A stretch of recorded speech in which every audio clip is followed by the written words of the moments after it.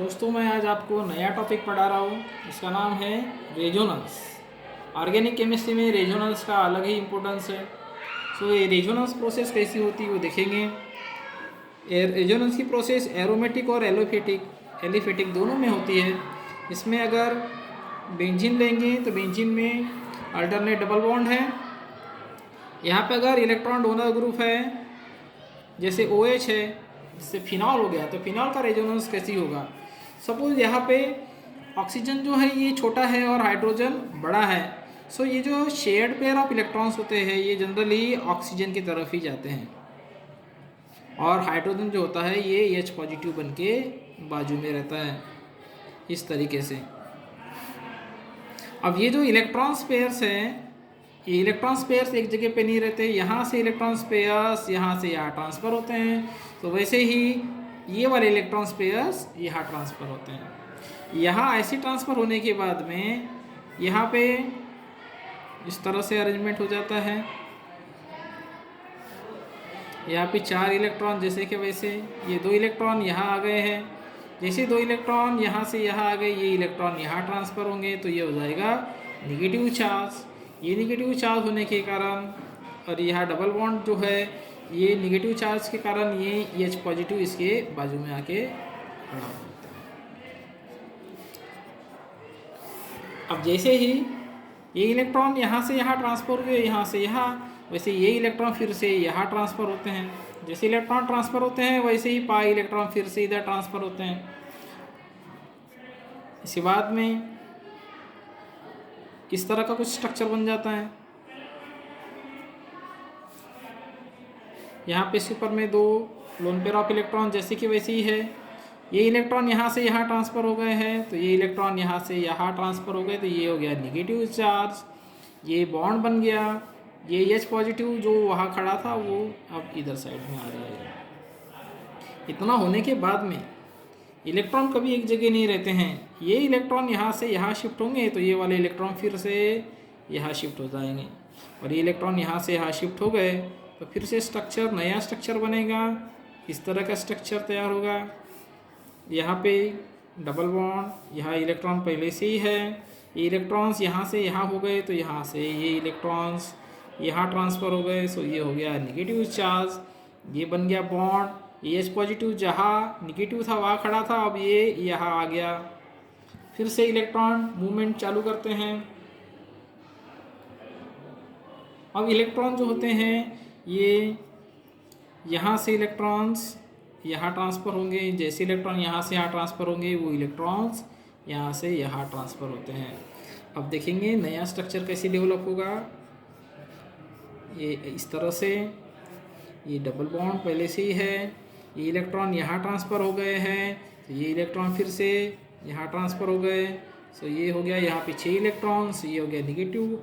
ये हो गया जैसे का वैसा, यहाँ बाजू में आ गया H पॉजिटिव। इस सारी प्रोसेस में आप देखेंगे H पॉजिटिव जो है अपनी पोजीशन बार बार चेंज करता है।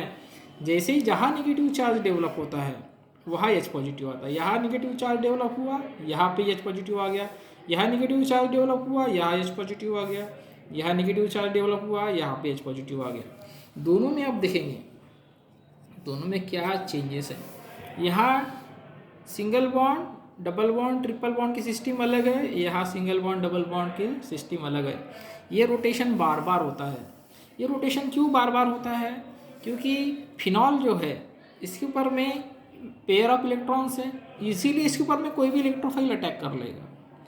फिनॉल चाहता है कि मेरे ऊपर अटैक ना हो, वो अपने ऊपर से अटैक रोकना चाहता है, इसलिए अपने इलेक्ट्रॉन्स को वो पूरी तरह से रोटेट करता है, जिससे कि उसके इलेक्ट्रॉन पेयर्स जो होते हैं एक तो ऑर्थो पे जाते हैं या फिर पैरा पे जाते हैं।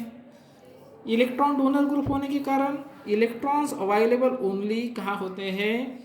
ऑर्थो पे और पैरा पे। ये कैसे ध्यान में रखेंगे? D को उल्टा कर दो, P हो जाता है। ये ध्यान में रखने का एक फॉर्मूला हो गया। D का P यानी donating group, para group, donating group, para group. वैसे ही अगर इलेक्ट्रॉन विड्रॉइंग ग्रुप अगर होगा तो इसको उल्टा कर दो। सुन बेटा, अगर बेंजीन पे इलेक्ट्रॉन डोनर ग्रुप है सो इसके ऊपर इलेक्ट्रोफाइल कहाँ अटैक करेगा, एक तो ऑर्थो पे करेगा या फिर पैरा पे करेगा। अगर इलेक्ट्रॉन विड्रॉइंग ग्रुप है, जैसे कहता है नाइट्रो ग्रुप होगा यहाँ पे, सो इलेक्ट्रॉन जो है ऑर्थो पे और पैरा पे नहीं आएगा, वो आएगा मेटा पे। सो वहाँ पे मेटा पे अटैक होगा। यानी इलेक्ट्रोफिलिक सब्स्टिट्यूशन रिएक्शंस अगर है तो इलेक्ट्रोफिलिक सब्स्टिट्यूशन रिएक्शन में पहले आप देखिए इलेक्ट्रॉन डोनर ग्रुप है क्या, इलेक्ट्रॉन डोनर ग्रुप है तो ऑर्थो और पैरा प्रोडक्ट बनेगा, और इलेक्ट्रॉन विड्रॉइंग ग्रुप है तो मेटा प्रोडक्ट बनेगा। यहाँ पे अपन देखेंगे यह डिफिकल्ट है रेजोनेंस, जो अपने को समझ में आ गया है, और इससे ज़्यादा डिफिकल्ट होता है याद रखना कि इलेक्ट्रॉन डोनर रहा तो ऑर्थो पैरा और इलेक्ट्रॉन विड्रॉइंग होगा तो मेटा।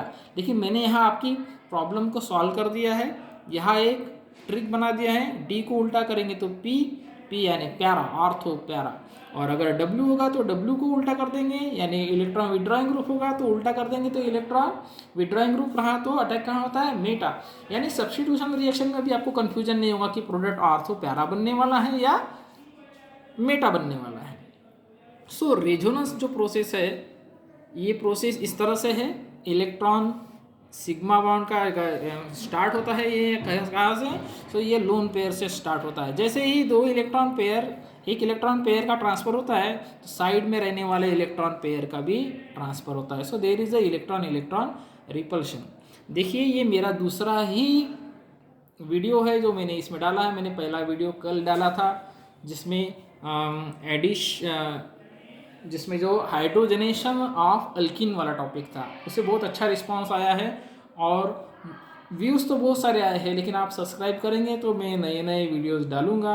और जैसे ये रेजोनेंस वाला टॉपिक है, मैं इसी तरह से कॉफ़ी में आपको पर्टिकुलर टॉपिक समझाते जाऊँगा। मैं हर दिन या फिर अल्टरनेट डे में वीडियो डालने वाला हूँ। आप मेरे चैनल को सब्सक्राइब करेंगे तो मैं अपनी जो कोशिश है ये आप कंटिन्यू रखने में मुझे मदद होगी। Thank you.